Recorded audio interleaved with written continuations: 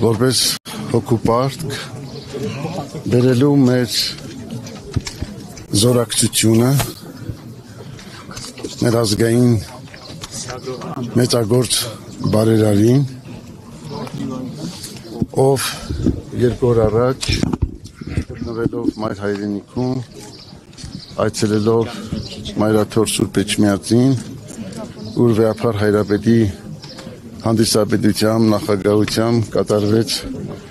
լուսահոգի Սարգիս Կարապետյանի հոգեհանգիստը 40-օրյա եւ այդտեղ Սամվել Սարգիսովիչը արտահայտեց իր հավատարմությունը, իր սերը, իր նվիրումը մեր ազգային հոգևոր սրբություններին եւ Մայրաթոր Սուրբ Էջմիածնի առաքելությանը, ասելով, որ հավատարիմ է անդավաճան այն նվիրական արժեքներին, որոնք դարերով երաշխավորել են մեր ինքնությունը, մեր գոյությունը եւ մեր հարատեվությունը։ Դեպքում այդ արտահայտությունը ցնցել է իշխանություններին, ինչ ցնցող արտահայտություն է արվել քաղաքացիներից, բոլորն էլ հայտնում են իրենց հավատարմությունը եւ նվիրումը Մայրաթորին։ Մենք հասկացանք, որ Սամվել Սարգիսովիչի նման զորակցությունը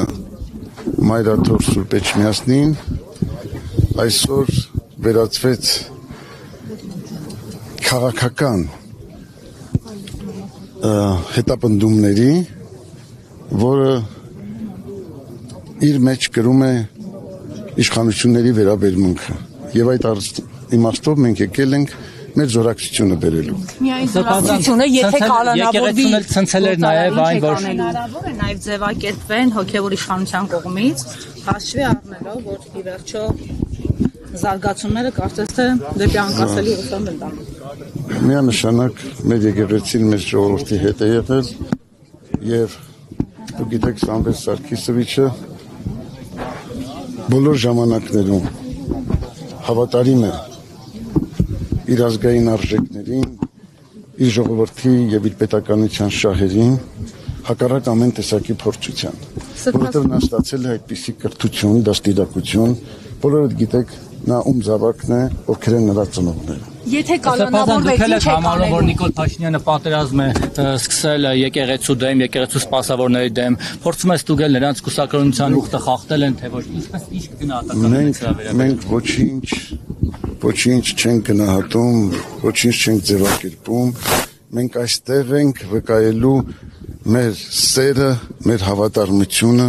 մեր նվիրումը այն մարդկանց, ովքեր կրում են այդ արժեքները։ Սամվել Կարապետյանը այստեղ հայտնվել հենց դրա հետևանքով։ Եթե Փաշինյանը եկեղեցու դեմ արշավ չսկսեր, Սամվել Կարապետյանն էլ չէր աջակցի այդ հարցում եկեղեցու։ Դե մենք ասացինք, որ դա արդեն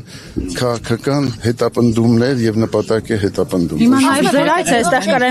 կրեմլյան զեռագիր կարող են տեսնել նաև ձեր այցի մեջ եւ խնդրում եմ պարզաբանեք ի վերջո ցանկացած հայ որտեղ որ նա ապրի, առավել եւս որ նա հոգեվոր կապ ունի եւ աշխատանքային կապ ունի ըստ էության նաեւ եկեղեցու հետ, չի կարող աջակցել, ինչու է դատապարտելի եւ քրեորեն հետապնդելի դառնում եկեղեցու կողքին կանգնելը։ Ես այստեղ եմ նաեւ որ բերեմ փոխանցեմ Ռուսաստանաբնակ 100,000-ավոր հայորդիների զորակցությունը, Ռուսաստանի եւ Նոր Նախիջևանի հայոց թեմի բարեպաշտ հայորդիների աղոթական զորակցությունը եւ նվիրումն ու հավատարմությունը Սամվել Սարգիսովիչին,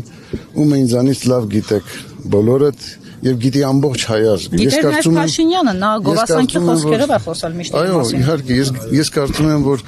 ցանկացած ժողովուրդ, ցանկացած երկիր ուրախ պետք է լիներ, որ իր ազգը ունի նման զավակ, հայրենասեր, ազգասեր, ուրախ էր Փաշինյանը մինչև 3 նաև պետականամետ, որը արտահայտել է այդ արժեքները իր բազում գործերով, իրագործումներով, եւ այսօր էլ շարունակում է իրականացնել։ Տևական ժամանակ եկեղեցին պահանջում էր Նիկոլ Փաշինյանի հրաժարականներ, պահանջում տևական ժամանակ եւ կաթողիկոսը ևս համարում են, որ ասում են եկեղեցին թող չխառնվեր քաղաքականությանը, մենք էլ չխառնվեինք եկեղեցու ներքին կյանքին։ Ասում են, որ չեք միջամտել ասացները որևէ Ինչպես կարող եք, արդյոք եկեղեցին միջամտել է քաղաքականությանը եւ դա որակվում է արդյոք քաղաքական հայտարարություն։ Եկեղեցին բազմիցս իր հայտարարություններով արտահայտել է իր կեցվածքը, իր վերաբերմունքը, իր մոտեցումը ժողովրդի ազգի հայրենիքի պետության շահերին։ Եվ դա այդ հայտարարությունները գրված են, հրատարակված են քաղցրած։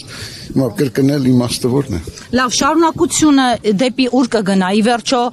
նաև Ռուսաստանի հայերը հնարավոր է միավորվեն մի նոր ալիք բարձրանա։ Չմոռանանք Ամերիկայում բնակվող հայերը արեցին Փաշինյանի համար այս հեղափոխությունը, որի պատողները վայելում ենք այսօր։ Ես կարծում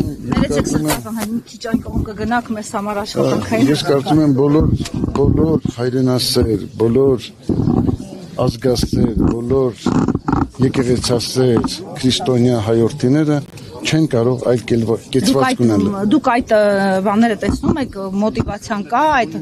տրամադրվածությունը կա, որ միավորվեն, որովհետև մենք 18-ին տեսել ենք, թե ինչպես են դրսի հայերը շատ ավելի միավորված եղել, քան ներսում Հայաստանում։ Համոզված եմ։